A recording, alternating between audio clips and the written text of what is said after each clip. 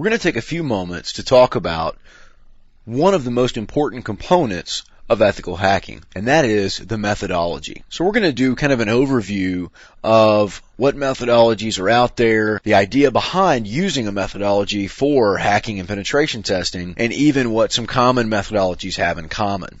So to start things off, we're going to talk about the primary goals of having a methodology and what it might mean to us to establish one.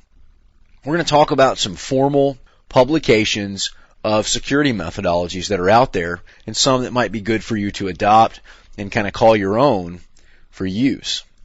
Then we're going to actually move into kind of a high-level overview of each step that most of the standardized methodologies have in common. That including reconnaissance, scanning, service enumeration, vulnerability assessment, followed by vulnerability exploitation, penetration and access, escalation and owning the box, evading defenses and erasing tracks, and finally, maintaining and expanding access. So these are basically the step-by-step procedures we're going to go through during our full penetration test process.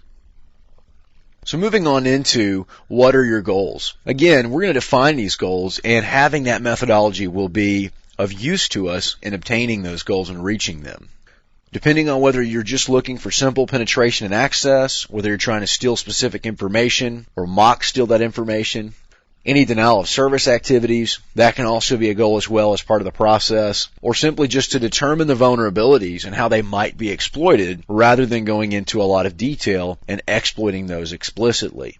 So, depending on the goals that you have, your methodology will actually change to kind of wrap around the ultimate end result. The most important thing is to spend some time, review these methodologies that are out there, understand what they mean, and ultimately to develop your own methodology that works well for you. But it's important that your methodology be flexible. In other words, if going through and performing exploitation of vulnerabilities is not part of your goal, and your methodology is not flexible enough to move around that, it's not going to be effective in a true penetration testing process.